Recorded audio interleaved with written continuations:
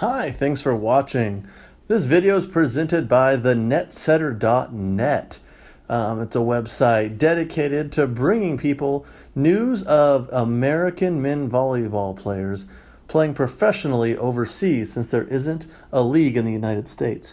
Now, the subject of this video is going to be the top pro players of the 2016-17 season. Now, I'm highlighting about 9 guys, not all of them on the national team, but had good seasons overseas and I think need to be recognized. Some of them will be pretty obvious choices and recognizable names to any of those following the national team, and some might be a little surprising because they don't show up wearing the red, white, and blue during summer competitions. So first off, we'll start with the opposite position, and the outstanding opposite this year was Eric Fitterer. Now, Eric Fitterer plays for SVG Lüneburg in the German Bundesliga. Their team finished 5th in the regular season, ended up losing in the quarterfinals of the playoffs, but he was 7th in total points in all of Germany and 7th in kills. He ended up was also 10th in blocks and scored 265 points for the season.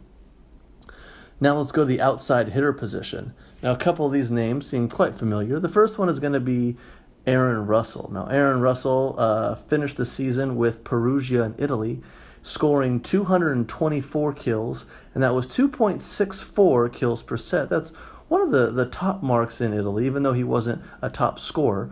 But one thing that was the most impressive that really got him on this list was for attacking and blocking and passing. In Italy, they do something called the ponder average, where it's an index where it takes all of their stats related to kills, whether it be the amount of kills over total attempts, taking into account errors, and kills per set, and they create an index number off of that. And he was the 3rd highest attacker in Italy based on this ponder average. I liken it to an ERA of sorts.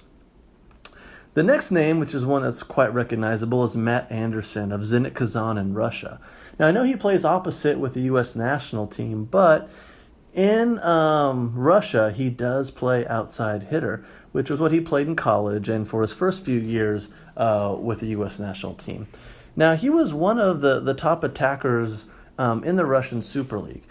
Now, that's pretty difficult to do considering he's playing alongside Wilfredo Leon and Maxim Mikhailov. He was basically the 3rd option. Throughout the playoffs, he had a fantastic run. He was one of the top passers and top attackers throughout the Russian playoffs. In the championship match, he hit .666 without a single error. Like I said, he was his team's top passer throughout the playoffs. He was top 20 in scoring and aces per set and hit .362 throughout the season. His team was actually quite successful, and he was an integral part of that. They were the top team in Europe, winning the CEV Champions League. They were also the winners of the Russian Cup, the Russian Super Cup, and the Russian Super League. The only competition they didn't win was the FIVB Club World Championships, which they got 2nd place to Sada Cruzeiro of Brazil.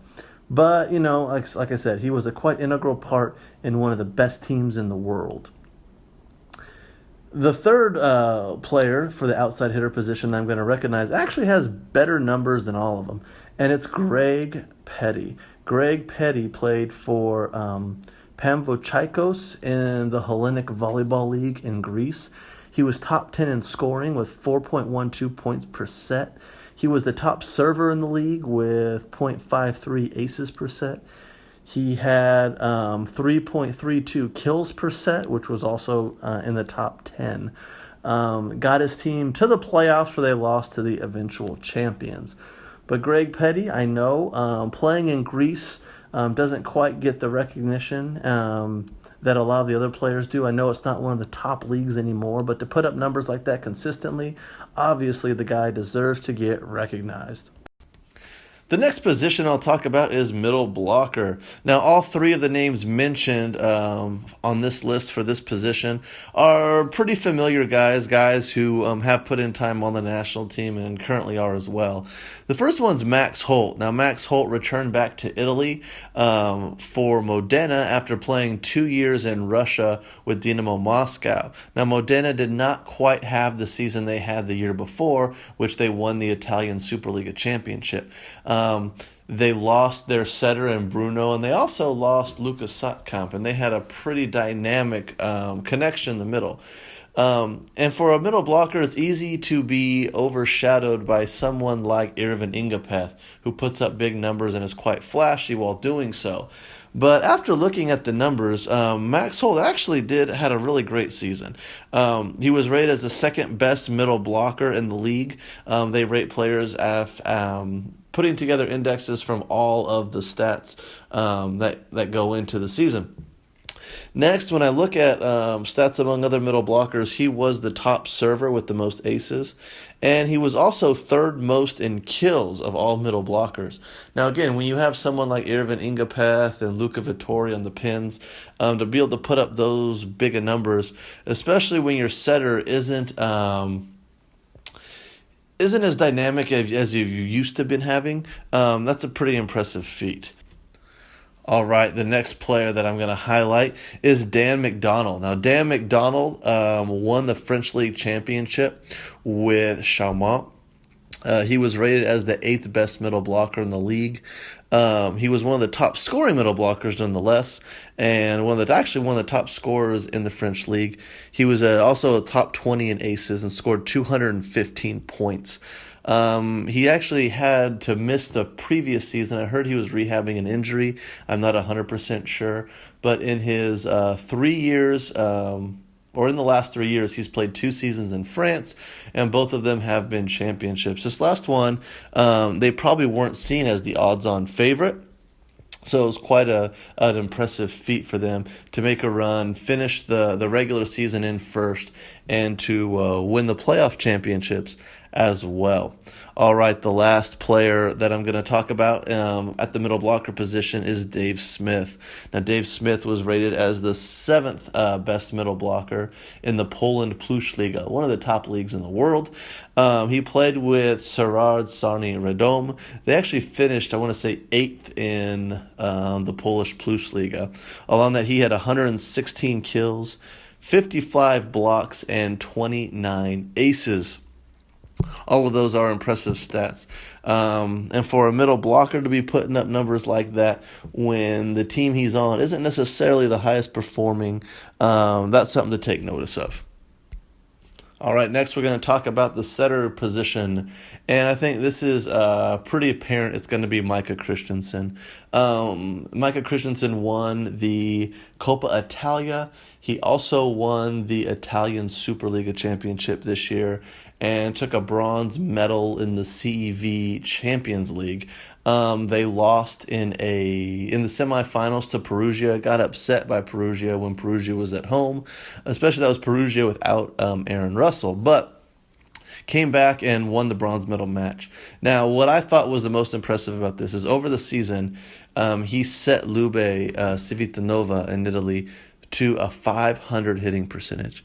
Usually, when we watch matches here, we think 300 for a match is pretty solid, but to set 500 for the season, that's pretty impressive. And that was over the regular season. Now, when you take the playoffs into account, in which he has a lot of matches against teams like Trentino and Perugia, back to back, Modena back to back, he was able to put up a 490 hitting percentage for his team.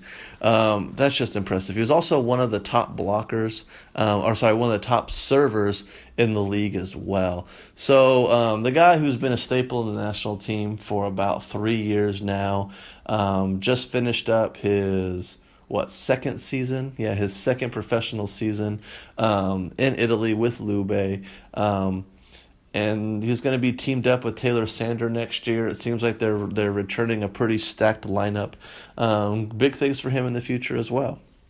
So the last position and last player I'll talk about today is the libero position. That's Eric Shoji. Eric Shoji played with Lokomotiv Novosibirsk this year in the Russian Super League. They actually finished the league in third place behind Zenit Kazan and Dynamo Moscow. But that was enough to get them back into the Champions League for next year, which is solid. He was one of the top 10 passers in the league and the playoffs. His team was probably the only team in Russia to give Zenit Kazan any type of fits.